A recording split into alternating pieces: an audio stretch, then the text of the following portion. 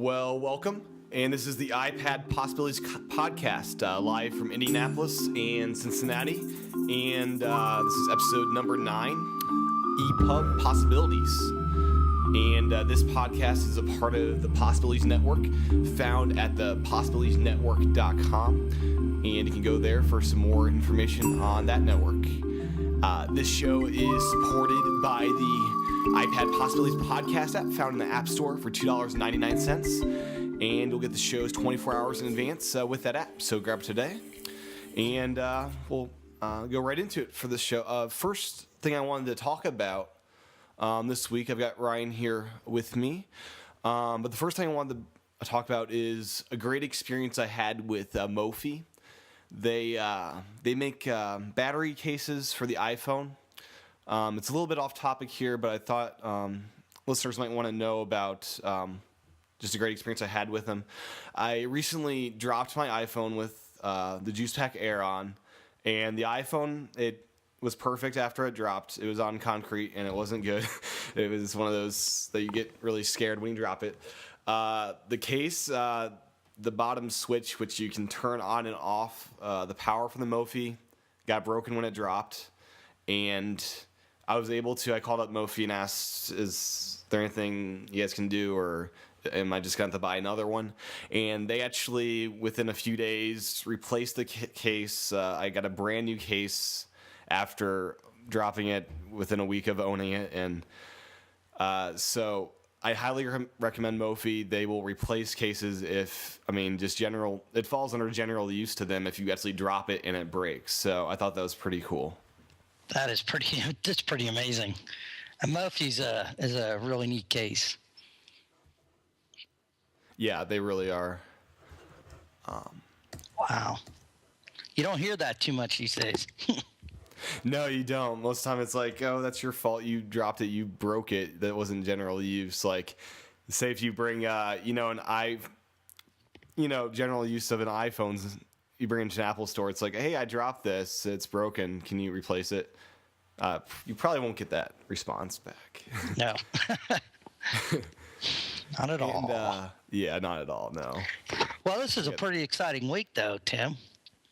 Oh, yeah. It's very exciting. There's been a lot of new news on what you can actually do with the iPad. There's a lot of new features that have been added, and you can actually pre-order them, so you can actually, not physically own one, but own one on paper. Or digitally, I mean. Or at least be one of the first ones to get one on April 3rd, because from what I was reading, if you don't pre-order one and you stand in line, chances are you're not going to get one. Yeah, that's probably the case. I'm not sure how many they'll have on stock. I heard they sold about 110,000 within the first 24 hours. That's just a rumor by people, matching up order numbers and trying to figure it all out. How many? 110,000 is what people have been estimating. Mashable's been covering it pretty well with the numbers and different things that have been going on.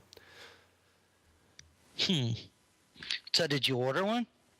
I did. I got on at, Friday morning, 8:30 when they went online, and I actually ordered the, 3G 64 gigabyte version, and interesting. I ordered the non-3G 32 gigabyte version. Okay. So you went all out. Yeah, I went all out. I'll be using the, iPhone. I'll be using the data as a lot. I mean, that'll be something that's very important for me. So that's why I need the data. I will be using it, almost as my main internet connection because it's very inexpensive data. I'll be moving out to college pretty soon, and I might actually use that just for internet connection at my house or whatever apartment for a little while at least. Interesting. Yeah, I looked at it more as I sat there. Well, first off, I got online and did some searching. When are we going to be able to, am I going to have to stay up all night or what? Right. And then I found a post somewhere, I think it was on iLounge, that said, that someone had called Apple PR and he said it would be open 5:30 p.m. or a.m. Pacific Standard Time. So I was like, okay, 8:30 our time, when I get to work, I'll be ready to go. And sure enough, I went in and I sat there and thought about it. And I thought about it ahead of time, but I had always said I was going to get the cheapest one because I wanted for Yeah. development and to play around here at the house. I mean, when I first get it, I'm definitely going to be taking it with me places because people are going to want to see it. Oh, yeah. But after a while, Absolutely. it's just going to stay at the house. Sure, as a But development machine. right. So when I was getting ready to click that button, I was like, you know what? I'll just go ahead and double the memory. I have 16 gigs on my iPhone. I've never used it all, but it is a bigger device, and I am going to get the iWorks applications. Yeah. So I'll spend an extra $100. And Sure. plus, I went ahead and ordered a dock and the that Nito cover. Yeah, case. I actually I held off on all the accessories out of the bat just because my logic behind this was the person who orders accessories with the iPad versus the person who doesn't order accessories. So I didn't order any accessories and I did the faster shipping. So I figure mine might be even faster getting to me if I don't put accessories in there if they're waiting on limited number of those. And I'll just pick those up at the Apple store when they're in stock there. I'm Well, not sure I if really that's true didn't. or not. Yeah, well, I didn't understand why they had the faster shipping option for extra money because from my experience with ordering the 3GS, I'm going to get it on April 3rd, and so are you, and you're paying extra. Well, it's a little bit different with the 3G. I understand with the if I got the Wi-Fi, I would not have done that. But with the 3G, I think Oh, they that's might right. they Okay. might take priority with those people, or the Sure. there I was Yeah, I you're wanna going to get it have as to soon as wait possible. longer. That's right. Yeah, I want to get it as soon as possible, and that's why I didn't use accessories or anything like that because they, just simple, ship that one thing out, Right. Very cool. And, a little while ago, I was able to meet with the indie dev team. They're like the iPhone development community in Indianapolis. And we had basically a roundtable discussion on the iPad and, possibilities that are going to be coming out with that. So that'll be Thursday's show of this week. I'm going to be editing some material from that discussion. Cool. So, yeah, that's coming up this week. Did you talk about anything that listeners should look forward to? Super cool apps or A lot of the stuff you've probably heard in different ways, but it's you'll get some different opinions from different people that some aren't totally on board with. They're very subjective in their opinions of the iPad, so you'll get some different perspectives with the discussion. Oh, cool, great. They wouldn't have heard it before, and also you'll get an international view. There's someone there from I'm not sure which country, but he spoke up for those internationally as far as iBooks and different things that's gonna be limited to international customers. Okay. So there will be some different viewpoints as far as that's all concerned. Very cool. Sounds worth listening to. And I just let's get right into the meat of this show. First, I want to just go over some of the new tweaks or features that were added on Friday when they actually put up the official iPad page in its own tab, and they featured out all the different things that the iPad would have. And Yeah. Mashable has a really great compilation of all this information. If you go to Mashable, you'll find it there. The first one that was discovered, and this will be the main topic of this show, is ePub support through iTunes.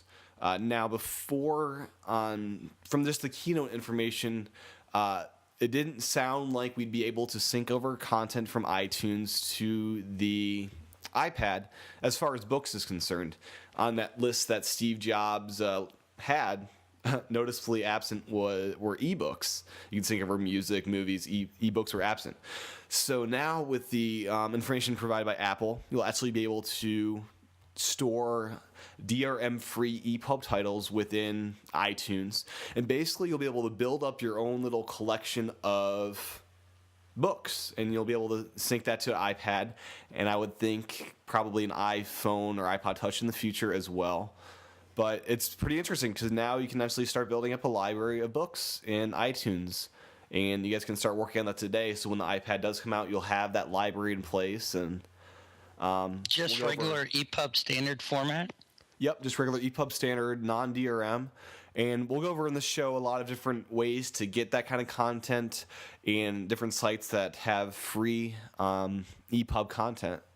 Well, and because EPUB's open standard, right? Yeah, exactly. That's so you could create. I'm sorry, Tim. So you could create your own too, right? Yeah, which will be great for people that perhaps can't get in the iBook store. I'm not sure how you get into the store, but I could see a market for people selling content outside of Apple's dominion. But let's take it to someone like you yourself in college. If you have a bunch of PDFs, bunch of notes, or a thesis or paperwork or something, you could compile. I know there's EPUB makers out there. Right. That you can download and convert those into EPUBs and store them on your iPad. Yeah, exactly. So that's something we can look at in the future for the listeners if they want to know how to do that. And then also with the whole iBook stuff, they also showed off that you're able to simply tap on a word and look up what it means in the built-in dictionary, which I thought we could know that before, that they announced that before. But you can also look it up in Wikipedia right on the spot. I'm pretty sure without leaving the application, it's right there built in, which is pretty cool. And then you can also search it on the web within iBooks. I'm not sure how this all works, but that's been announced on the Apple website now. Interesting. Okay. And then one really cool thing, it's something that the Kindles had, because Kindle is paired up with Audible. They actually bought Audible. Amazon bought Audible. So with that, you're actually able to listen to the book as you're reading it on a Kindle, which is a great feature for them to have. Mm-hmm. And Apple's actually announced they've got universal support for the iPad, which has already been known, but the voiceover support is actually built into the iBook app. So you'll actually be able to listen to your books via the voiceover if you want to, as well as read along with it and different things like that. Wow, nice. So that's really nice for those that, I like to read along as I'm listening and different things like that sometimes, and that's a nice perk of having a digital book. Definitely. And then some of the other little things that were tweaked that you probably have heard of before because, if you're following the news, you probably have heard some of these things before. But the mute button is now a screen lock button. So when you're moving the iPad around, it does not orientate the screen any differently. It just stays right in place, which is going to be very helpful when you're reading in bed, so your iPad's not flopping all around with the screen rotation, because it's really sensitive. Interesting. It is? It's that sensitive? I've seen people hold it, and it's designed so it's designed to move around really easy. Like the homepage even moves, and it's probably the same sensitivity as the iPhone, but since it's so fast, the processor, it adjusts that much faster. It instantly moves where your hands move it. So I can see that being a problem when you're, say, lying down in bed trying to read a book, or you just want it to stay in one orientation. Right. I know that's a problem I have when I'm checking Twitter on my iPhone. It switches to horizontal mode, which I don't like. Yeah, I've noticed a few applications on the iPhone have added orientation lock capabilities. Yeah, so I guess it makes sense, especially if you want to lay down on your side and read. Yeah, for sure. Especially, it'll come in handy.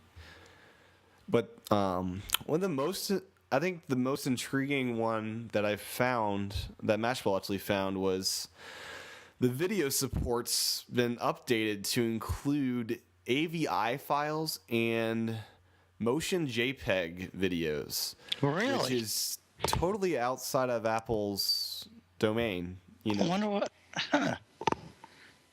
Because AVIs are, they're the kind that you get from like Pirate Bay and different things to get the kind that Apple doesn't like to support.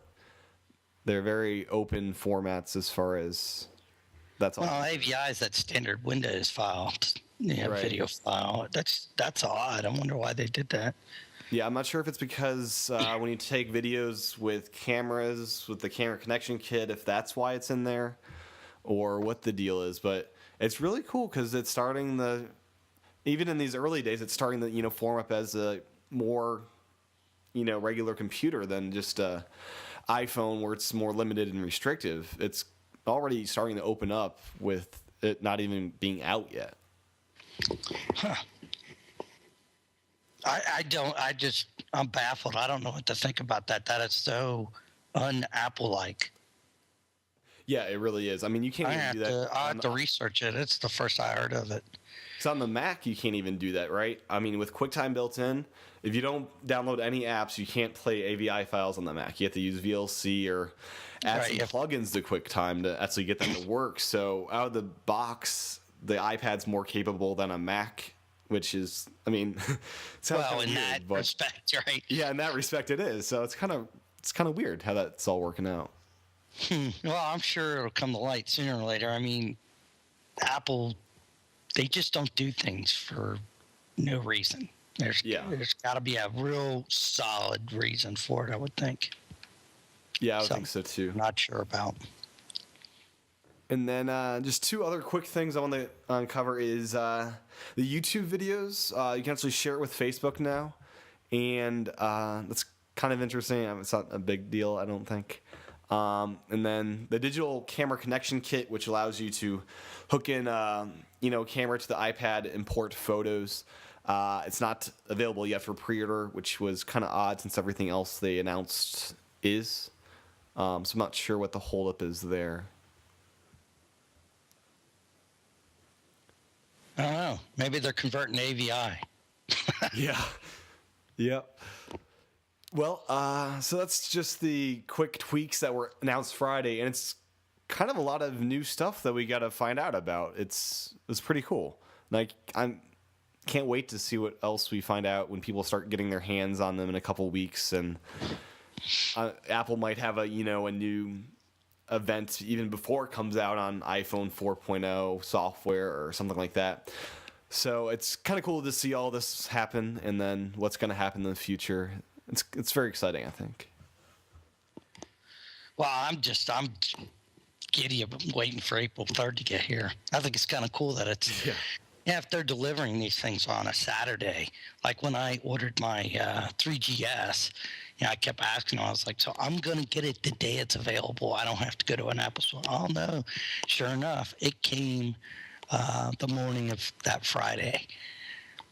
And so now that they're sending these out on the 3rd, I guess they're going to have to pay for special shipping, for that Saturday delivery. Yeah. So I'm giddy excited waiting for the 3G to ship. I have no idea what late April means to Apple, or if they'll ship early, because they might say late April, make sure everyone gets it by late April, but I don't know if those people that ordered within the first hour might get it mid-April or. Well, I think it really comes down to some of the rumors we heard in all the other shows over the past week, the possibility of there being production run issues. Yeah. And so Apple just couldn't give us an exact date on it, or they're waiting for the FCC approval stuff on the 3G. Yeah, all of that got approved, I think, last week is what we saw. Well, maybe there's a stipulation in FCC approval that, there's something else that follows that. I don't know. I'm just guessing. Yeah, I have no idea. And that's why they couldn't give you an exact date. Yeah, I was kind of excited that April 3rd was release date because it's a later than they told us, but it also makes it so there's less time between the Wi-Fi and the 3G model, which that makes me happy at least because I want to. Yeah, we're only talking a week. I mean, if it was going to come out March 26th, it's coming out April 3rd, so we're talking. I mean, the 3G people only have to wait 2 or 3 weeks, I would imagine, and that's not a lot of time. I mean, not at all. So. Let's move right into the main content of this show, and that's ePub and all that you can do with ePub, especially now that Apple's announced that you'll be able to sync ePub to the iPad and possibly the iPhone in the future. And first, I want to just go over some simple ways to create your own ePub content.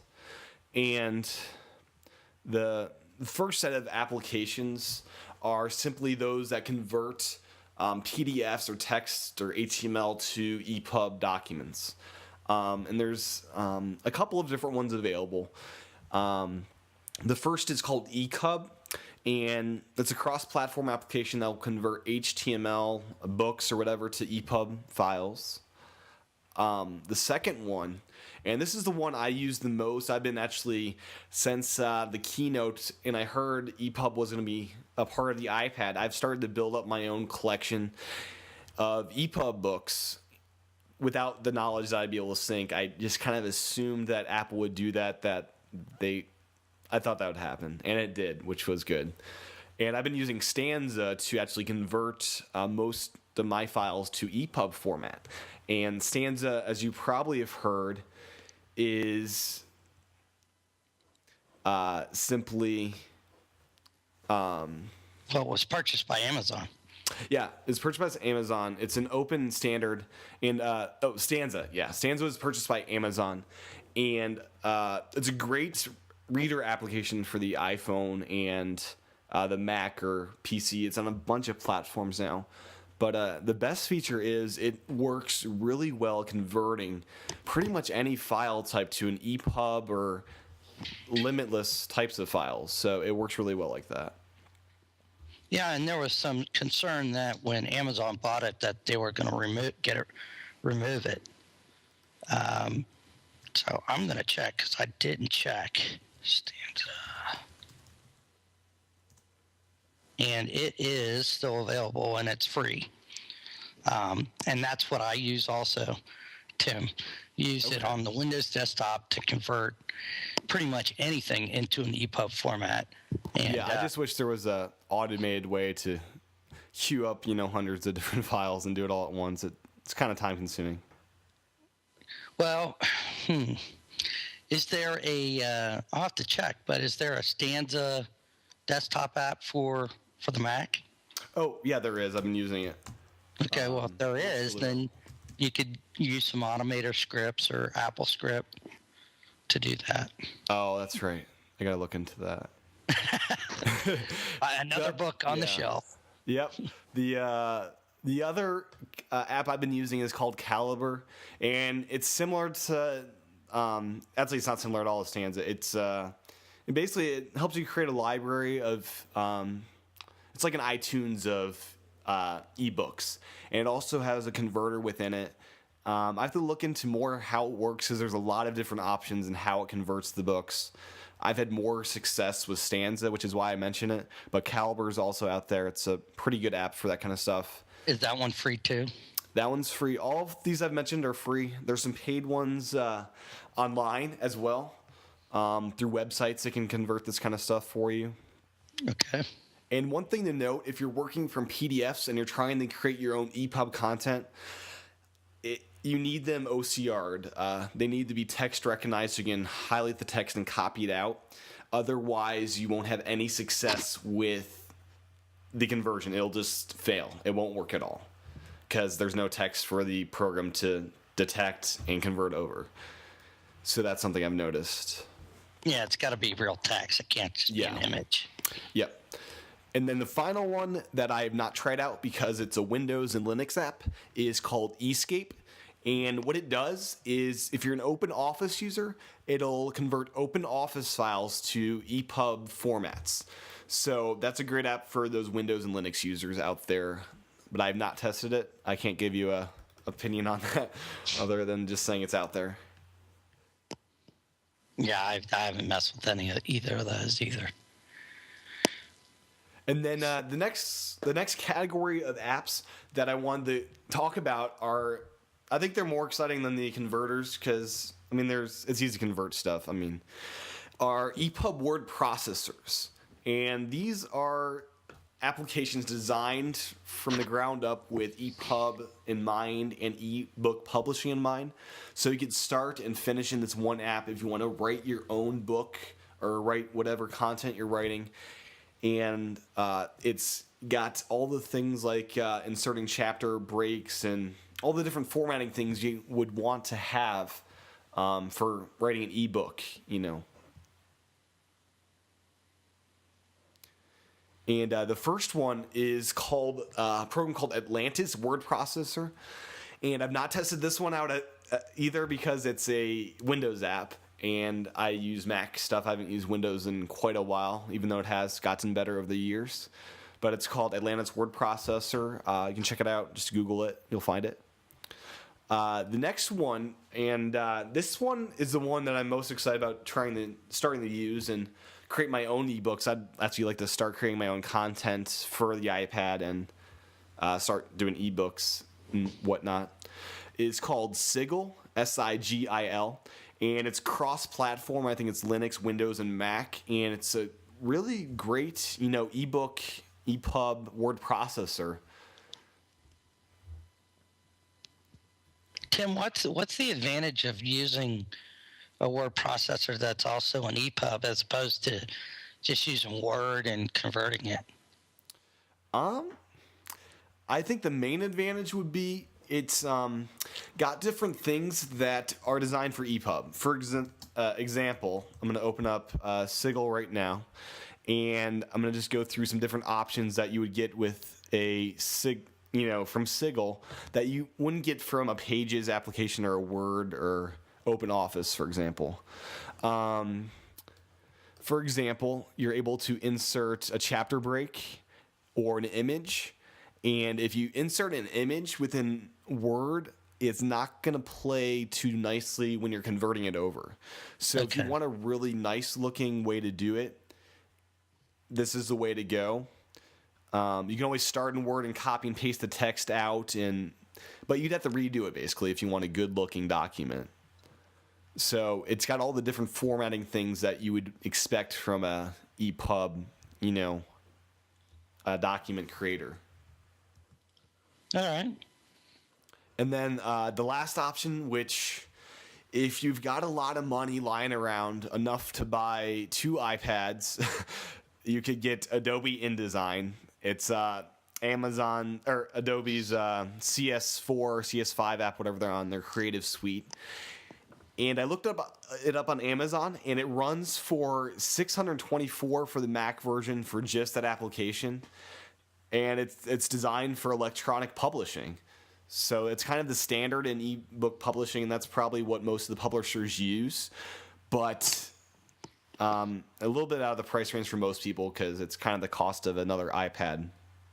Yeah, I'm launching it right now to see what the export options are. Now I have CS4 Master Collection thanks to my work. Oh, that's a nice perk. I know we've got this kind of stuff at Butler University where I go. I need to start playing with it too while I'm here just to see what it's like if I would ever want to get in the future.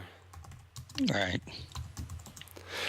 But that's kind of ePub creation. You can start from HTML documents, standard text documents, Word documents, PDFs that are OCR'd, and you can use Evernote to do the OCR if you want to do that.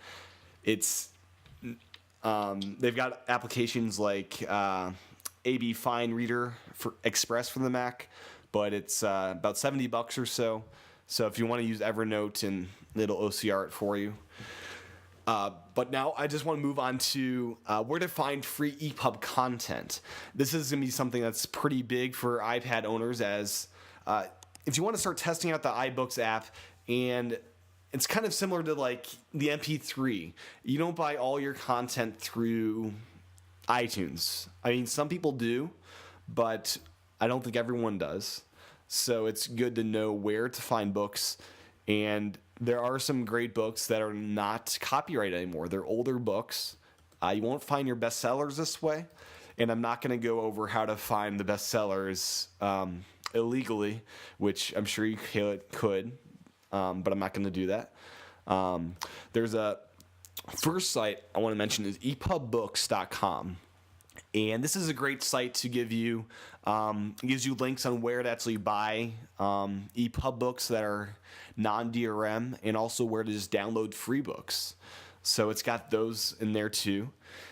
And the next one, which I was, my sister's a Nook user. She has a Nook, and she was talking about Google Books, how a large majority of them are out of copyright, and they actually have available ePub downloads for many of those books. So that's another way to get ePub content, is actually through Google. Not every book will have it, obviously, because they scan copyrighted material.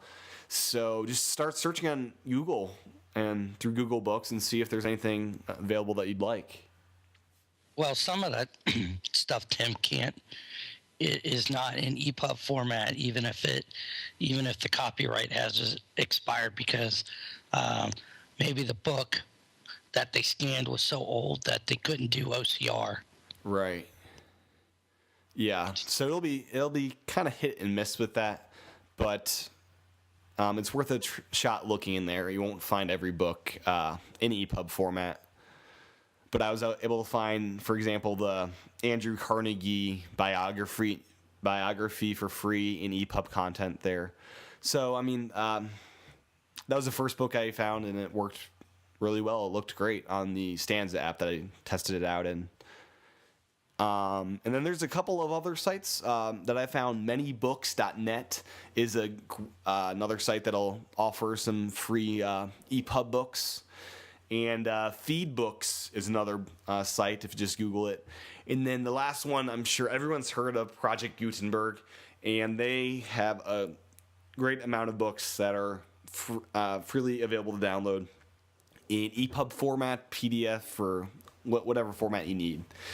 So those are just kind of the different places to find free EPUB content. And I think it'd be really great if people start actually building up their libraries now, start finding books that they want to read when the iPad comes out, to start testing out how this is going to work as a,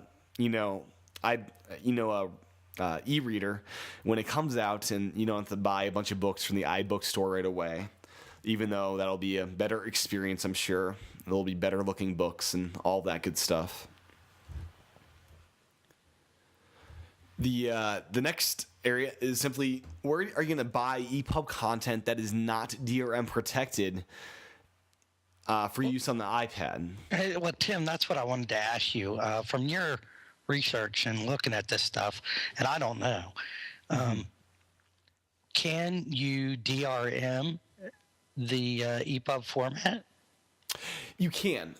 There's a couple different ways to do it. There's the Adobe ePub DRM that is used on many different sites.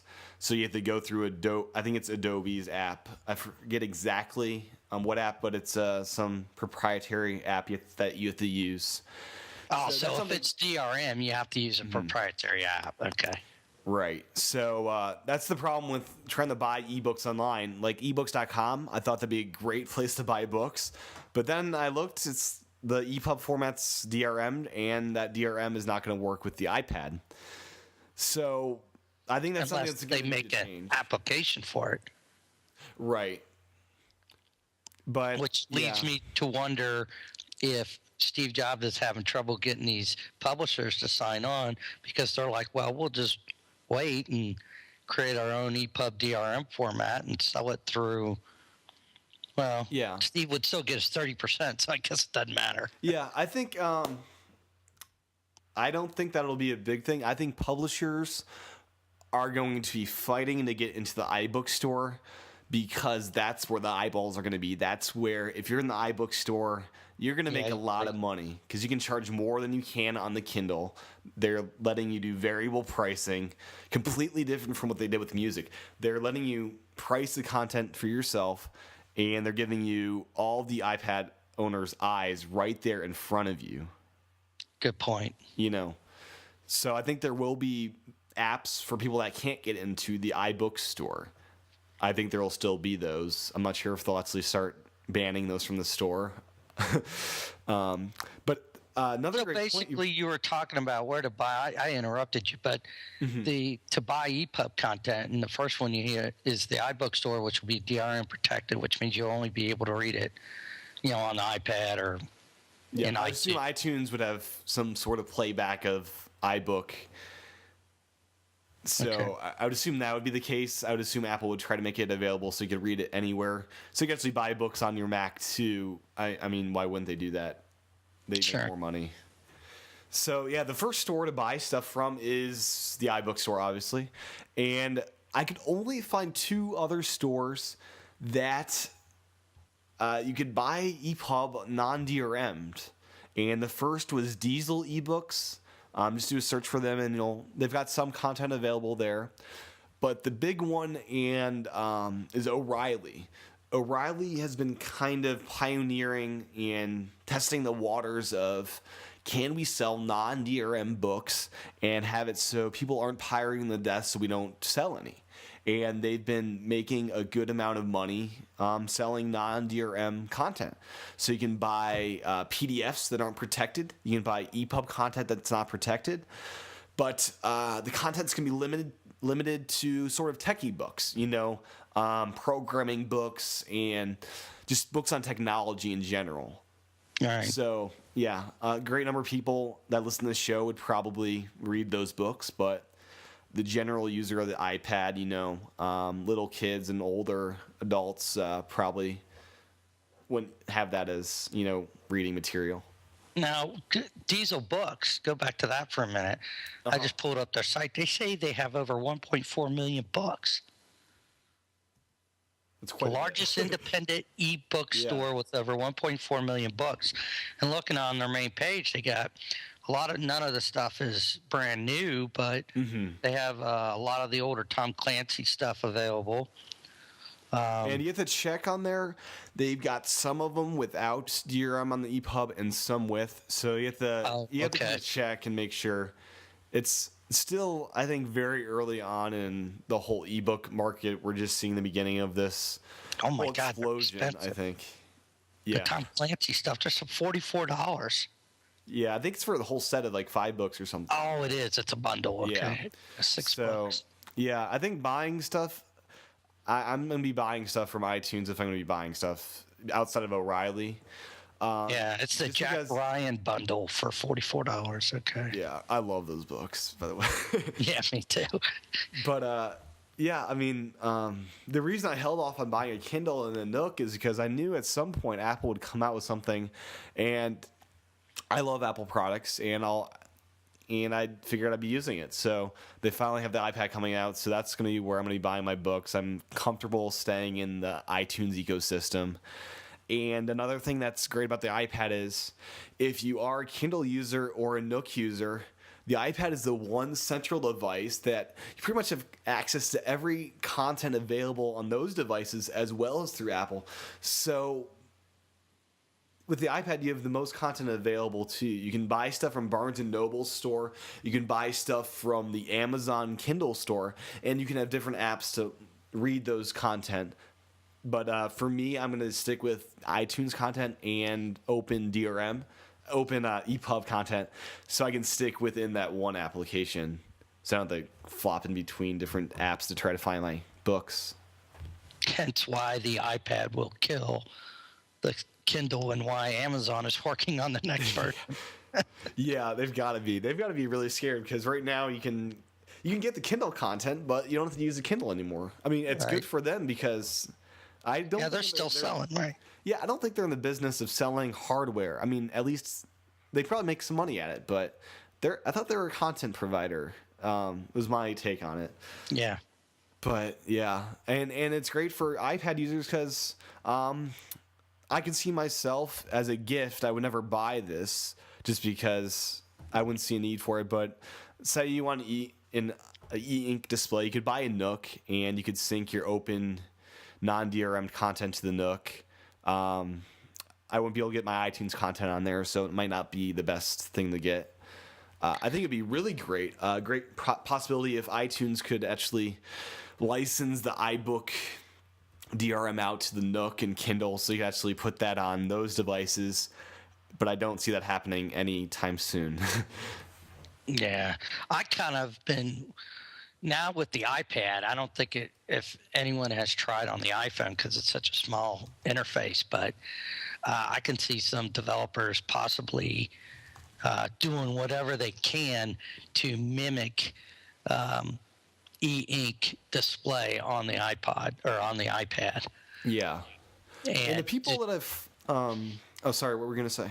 well, just to keep your eye strain down, right? Sure. I mean, that's what people are concerned about. And like Stanza, you and I are familiar with it on the iPhone, has the ability, you can change the background, you can flop from white on black, black on white, that kind of thing.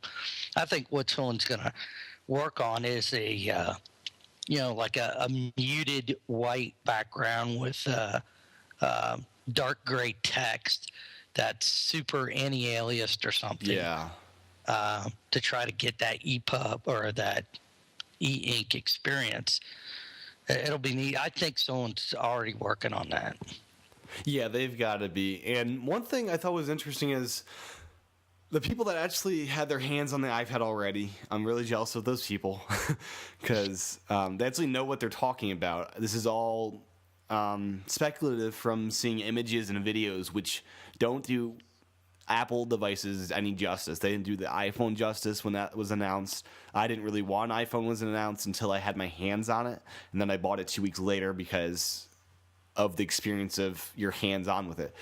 But I've heard from those that have actually held it that reading on it from their limited time was not as bad as people suggested. I think people make more out of this eye strain issue than I think they just bring it up because they experience that on computers when they're on lower quality displays, I would say, for the most part. I've noticed on the higher quality Apple displays that I've been able to read an entire book. I've been able to sit down for, 6-7 hours and just read through a book on, the laptop. And I think the higher quality displays, you don't have that as much of a problem with. And I think the iPad display is going to be a super high quality display that it'll make the e-ink stuff not an issue, I don't think. Well, and I mean, I've been working on computers for 20 plus years, and the screens have changed over time, and I don't think twice about it. I read on the computer all the time.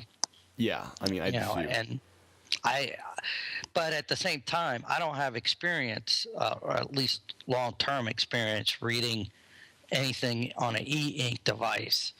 So my eyes are, I'm used to reading on the computer. Yeah, I've never tried a Kindle or a Nook, and I'm sure they're great ways to read, but I also don't want to have to carry around a light with me if I want to read in the dark. Because there is no backlight. That's kind of an issue if you're trying to read in the dark. So if you're married and you want to read at night, you have to turn a light on, and that's kind of distracting to your spouse. So I think that might be a feature, actually. Yeah. So a feature, no matter what. Yeah. Right. Yeah. No matter which way you look at it. Yeah. And one cool possibility I thought that might be coming out with Pages 10. I'm sure Apple's working on a new version of iWorks, especially with the new iPad version of iWorks. I could see they're having an ePub export. Yeah, an ePub export. I'm sure they could actually build in a template for ePub, for ebook design, for all of the great things you need to do for designing ebook. I can see with Pages 10, 2010, they could actually, right now, they've got page layout design, and they've got document creation. I'm not sure what their wording is, but they've got basically two modes of operation, right? So when the iPad comes out, people will really want to start using, ebook content creators will really want to start using a well-designed app that won't cost them a bunch of money. So pretty much anyone could create iBooks. And I could see Pages having a third mode of operation. And this mode of operation is we're going to help you create the best ebook that you can. And we're going to do this as part of the iWork bundle for $79 or $50 if you're in college. No, Do you I think that- agree. I see that happening. Yeah, and there won't be a need to, with those other EPUB creators we talked about. If you have a Mac and Pages, Yeah. you won't even have to worry about it. Yeah, that'll be another reason to, hey, you want to get in the ebook market? We've got a great app. It won't cost you the $700 that Adobe's app does. It'll come, just $80. You're good to go. So that's another way they're selling Macs. They're selling Macs now because, hey, if you want to write an iPhone app, you got to have a Mac. So now, if you want to save $700, pretty much the price of a computer, get a Mac, and you can get this, ePub creation tool that is really slick, really easy to use, and really powerful. Yeah, totally. Totally. Yeah, I'd like to also see some of that, one of the podcasts I listen to, this one guy's always talking about, he wishes Apple would make some kind of content creation tool because he says the iDVD and some of the other features that are dead. And I could see, even, Keynote becoming something that you can use to create presentations on the iPad. Yeah. I'd love to see that. Yeah, iDVD should definitely, I think Apple is working on this. They should turn it into, iTunes LP and iTunes DVD Extra creation tools. That would be very logical. It'd be perfect. Yeah, I did already. Oh, sorry. Maybe they are. That's all we can. Yeah, they're already struggling with getting iTunes LP content into the store because no one's making any. I think it's because it's way too hard to make it, even because it's all coding and stuff. If they had a GUI behind it, they'd have a lot more content in iTunes, I think. Yeah. And I think there will be many more ePub publishing tools that come out in the next few months just because of the iPad. I think people don't understand how big this device will be. It won't be as big as the iPhone because not everyone needs a phone pretty much. Not everyone needs an iPad. So I think there will be a lot of different ePub tools coming out. And I think we'll have a lot more of announcements from Apple as far as the capabilities of iBook. I'm hoping that they'll support PDFs. I have no idea if they will. I'm not sure. What do you think about that? Well, not sure if Apple will personally support it, but there's already third-party apps that do. Yeah. I have an app called Goodread or Goodreader, and I can't remember if it's free or not, but I had downloaded that before I went on a trip a month or so ago because the expo I was going to, the layout of the floor, and this is a huge expo, it took like 2 PDFs for the whole map. And so to pan around on the iPhone was a pain in the butt. So I did a search and found this Goodreader, and it was great to be able to pan around on the PDF easily. Sure. So. Yeah, I think the biggest limitation right now with the iPhone is screen size and speed of the device. I've got the 3G, and it's just as slow as the original iPhone. And those two limitations. 3G, yes. I'm jealous.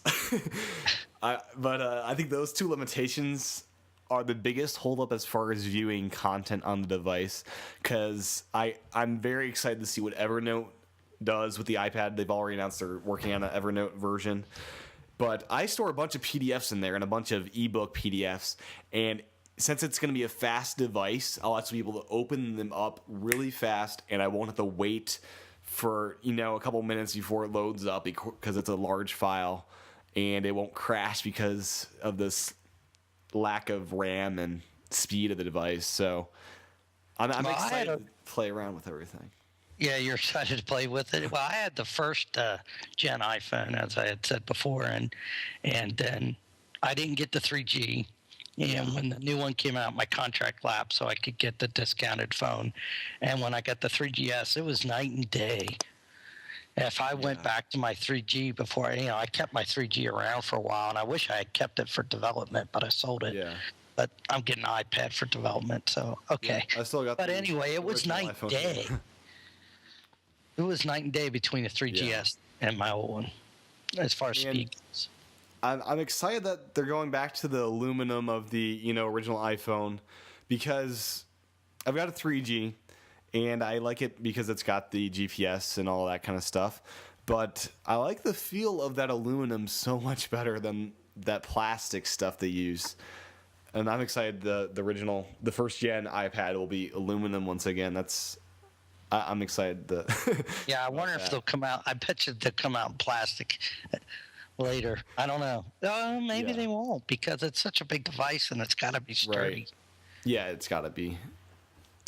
Who knows? I wonder if they'll have an iPad Pro that comes out, what they do with the MacBook Pro, iPad Pro, Well, I don't know. It depends. It sounds like it's going to follow more along the lines of the iPhone. Right. So they'll have the, 3G or 3GS iPad or something. Yeah, it'll be interesting to see where it goes. I mean, it's literally the beginning, and it's all pretty exciting right now.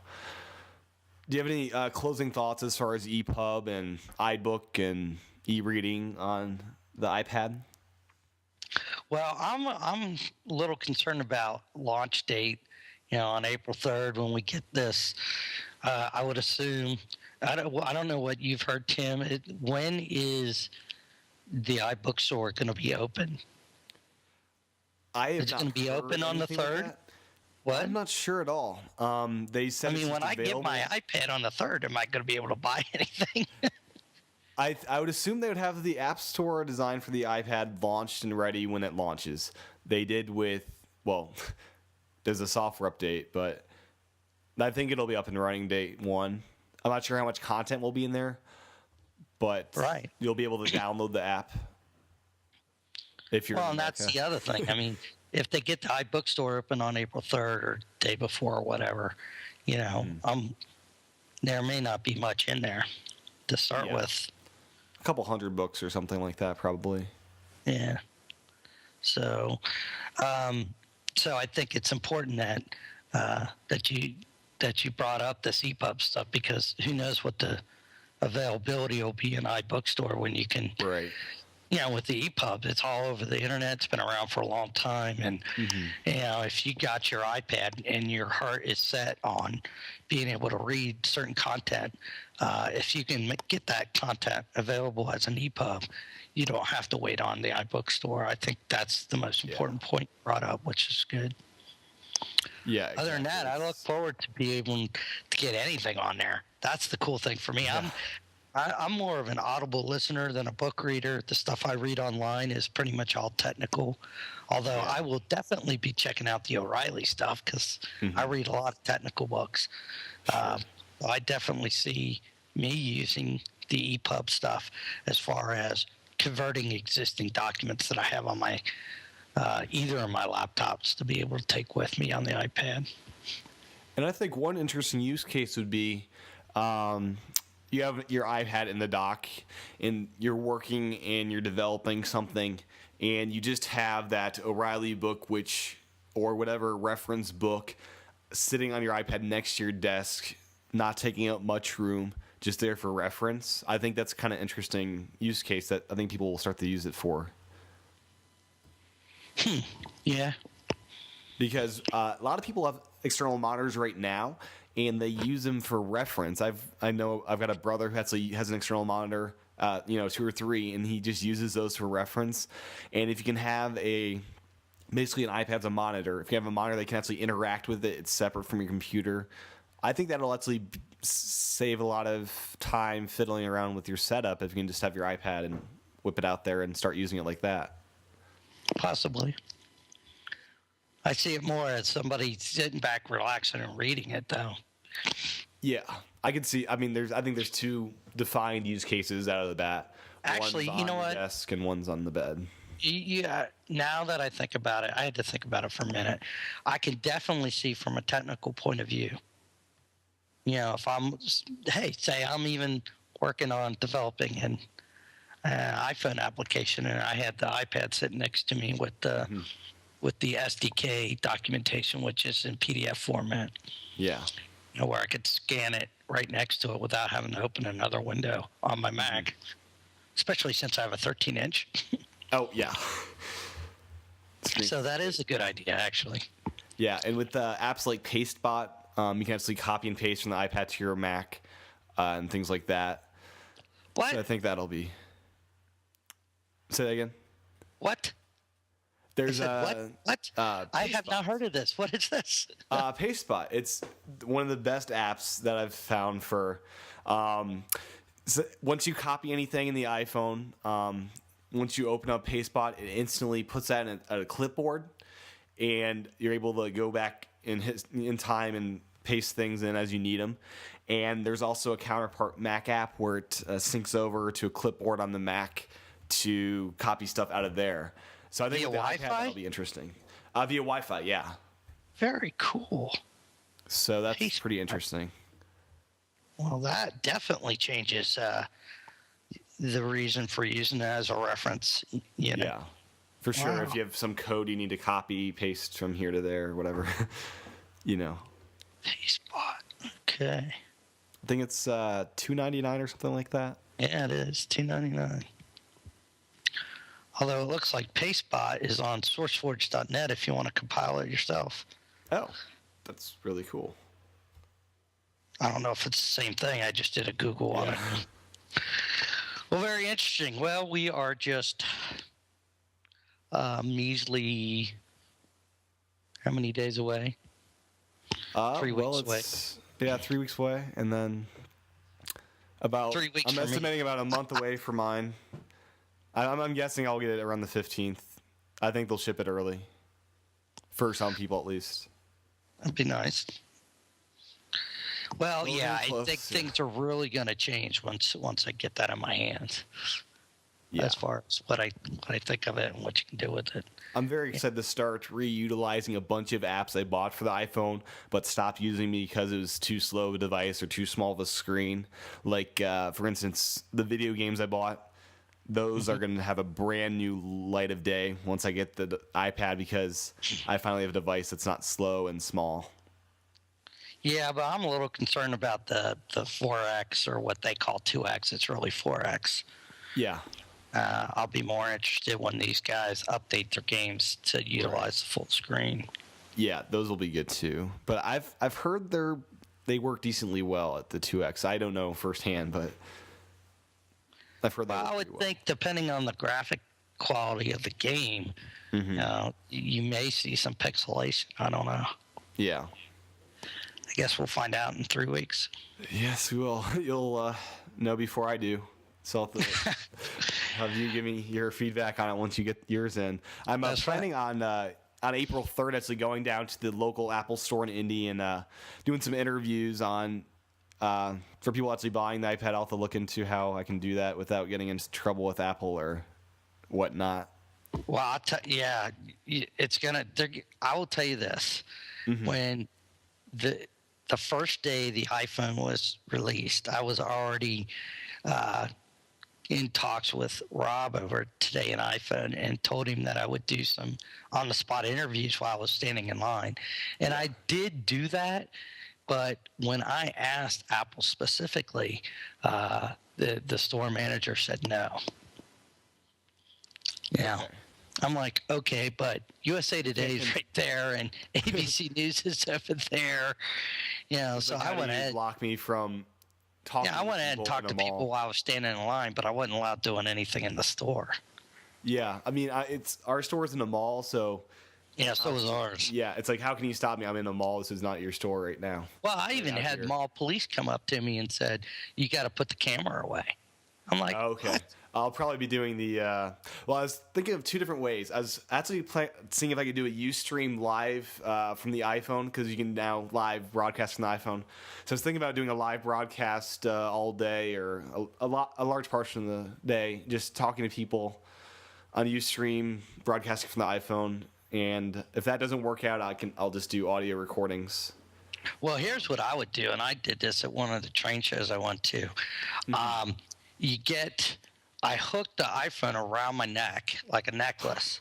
Oh, yeah. Okay. Using just like a shoestring, and I tucked the two sides of the shoestring into the form-fitting case that my iPhone's in. and it wasn't going to budge.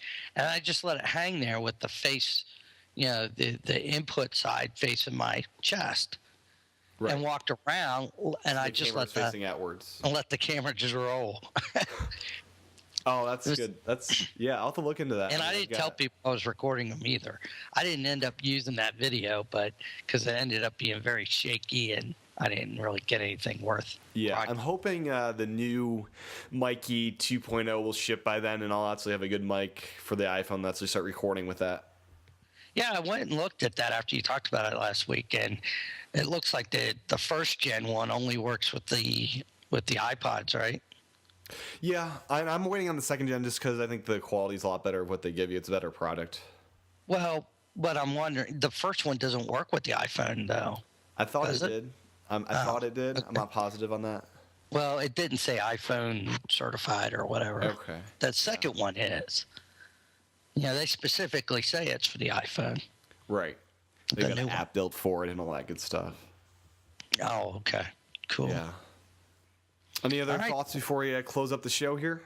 I'm just looking forward to April 3rd. I want to thank my wife for letting me get one.